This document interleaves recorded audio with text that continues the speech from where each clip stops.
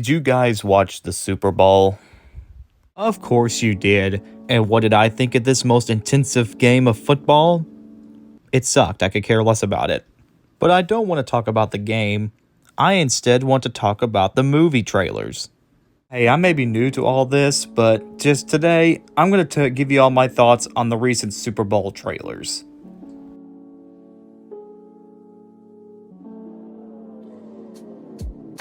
First, we have Kung Fu Panda 4. Just so you guys know, I am a huge Kung Fu Panda fan. In fact, I'm actually a huge DreamWorks fan myself. So I was beyond excited that we were going to get another Kung Fu Panda trilogy. Well, if this movie was going to do well. And judging by the trailers and the promos, it looks really promising. I mean, they brought back one of the villains from the first film in Tai Lung, so it sounds like it could be interesting. The animation looks beautiful, Jack Black looks as cooler as ever, and I do like the action. I'm just hoping that this movie doesn't go off franchise fatigue on us, and just the only reason why this would exist is just to sell more toys and make more movies and stuff. But hopefully, judging by the way it looks pretty promising. As a Kung Fu Panda fan, I'm really looking forward to this. Next, we have Monkey Man. Monkey Man. That's kind of funny. Now, I know what you guys are thinking, and I agree. This looks like a John Wick ripoff. But to be fair, it does have some really good people in this. I mean, you have Jordan Peele as the producer, the guy behind Get Out and Us. So, not really much I could say about this one because technically the trailer didn't give me really much other than the action and stuff, but it looks interesting. I mean, it's John Wick and India, sure, but to be fair, I like the idea of this and it looks fascinating. Next, we have The Fall Guy. Now, just so you guys know, I have never watched the original Fall Guy series that this movie was based off of. Though what really caught my attention was the director of David Lynch, who is also coming back from directing Deadpool 2 and Bullet Train.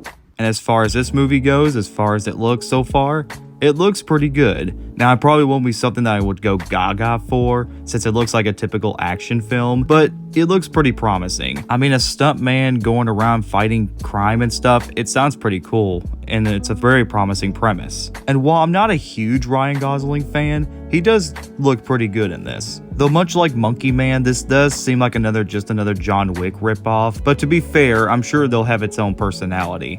We will just have to wait and see how it turns out.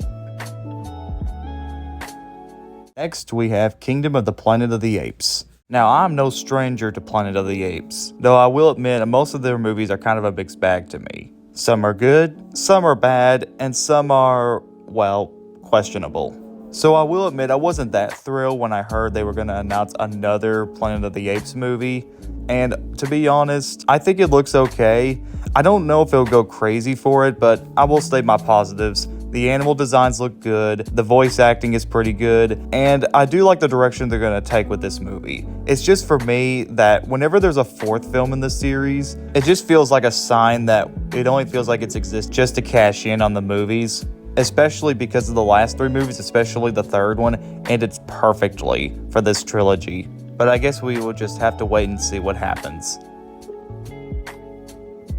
Next, we have If. If there's one word to describe If, is that it looks cute. Everything about this looks cute. The cast is cute. The characters look cute. The animals and designs of the imaginary friends look cute. Even the concept itself is a very cute idea. You got sort of a Foster's Home for Imaginary Friends vibe mixed in with Monsters, Inc. And that's kind of the vibe that we're going to get with this movie. The casting looks really interesting. I like Steve Carell as this big purple monster. You got Ryan Reynolds as the stand-up lead who doesn't believe in ifs, or whatever they call them.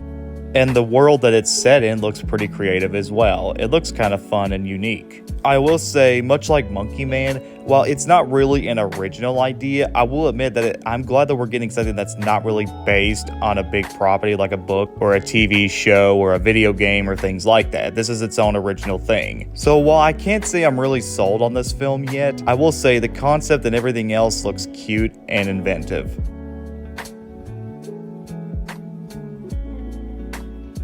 Next, we have Despicable Me 4. Okay, so I know technically this trailer came out like a week before the Super Bowl, surprisingly, but I'll just go ahead and run with it anyway. I love the first two Despicable Me films and even some of the Minions movies and shorts. And while I wasn't a fan of Despicable Me 3, you would think it would be a nice, decent conclusion to the series, or at least go ahead and end this franchise. But I was technically wrong. Okay, so let me just point this out before anybody gets on to me. I really like these movies. I can see why some people don't, but I do enjoy these movies. These movies have such a very unique, fun energy to it, and they're just fun, entertaining kids movies nonetheless. Especially the fact that this movie hasn't even came out yet, I still want to give it a chance. I'm just concerned that much like Kingdom of the Planet of the Apes, it's just only existent for, of course, money.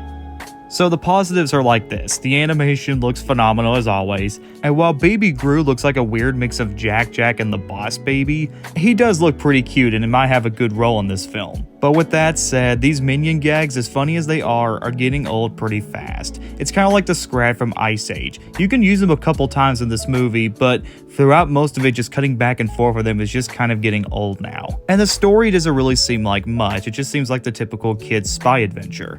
But with that said, I am still looking forward to it, and I like that they got Will Ferrell as the villain in this, so I am looking forward to it. I'm just having low expectations is all I'm saying.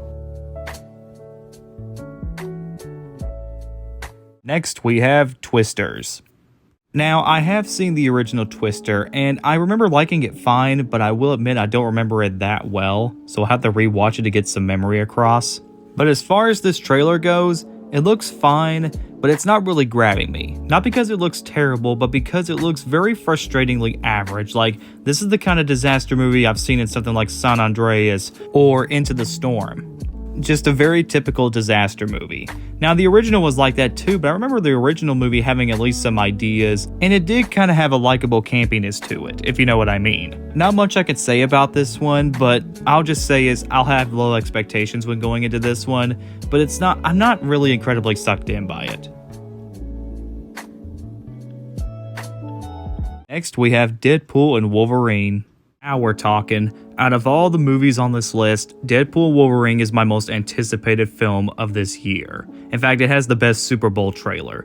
I'm already hooked already with this movie. Ryan Reynolds is coming back and he's as good as ever. They're gonna bring back Wolverine. Everybody looks great in this. It's funny. It's got some cool action. I have really high expectations for this one. Now, I know Marvel's been kind of in a down slump lately, but I'm hoping that this movie will bring them back on the map and hopefully Marvel becomes successful again. I mean, this is Deadpool we're talking about, some of Marvel's best films they've had ever. The first two films are legendary, so I'm definitely going to give this movie a chance and hopefully go watch it on opening weekend. If you haven't seen the trailer for it, I say go give it a watch right now, once you get done watching this video.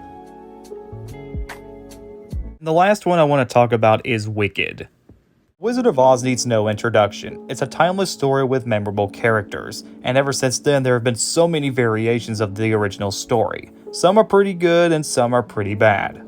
So it's no surprise that Wicked would get its own movie at some point. Though out of all the movies on this list, Wicked is the one that most people are split on. People either seem to love or hate this first look, and for me, I'm straight down the middle with it. On the one hand, the visuals and the CGI and everything looks amazing. Some of the casting is pretty good, especially Jeff Goldblum as the Wizard. And judging by some clips of this first look, we got some callbacks to both the Broadway musical and the original 1939 Wizard of Oz film. Though there are a couple of things I am concerned about. One is Ariana Grande as Glinda just doesn't really resonate with me. I mean, she's fine, but it's not really grabbing me. Though I will say that the actress that's playing the Wicked Witch sounds pretty good for the most part. Her singing is pretty well on point, and even the design and makeup on her is pretty well done. But I think my biggest concern is the fact that this movie is being taken into two parts. I understand the Broadway musical was really long, but that's because it's made to be long. Broadway's different compared to a film. But sometimes there's a limit, and if you make both movies really, really long, it can kind of drag a movie sometimes, and you don't want to be bored while watching it. But with that said, I still want to give, of course, Wicked a chance as well. There is some ideas here, it looks amazing, and there is some potential, but we will just have to wait and see on how it turns out. That's all the time we've had for today. Which movie are you really excited for the most? I'm pretty curious. Let's talk in the comments. See you guys.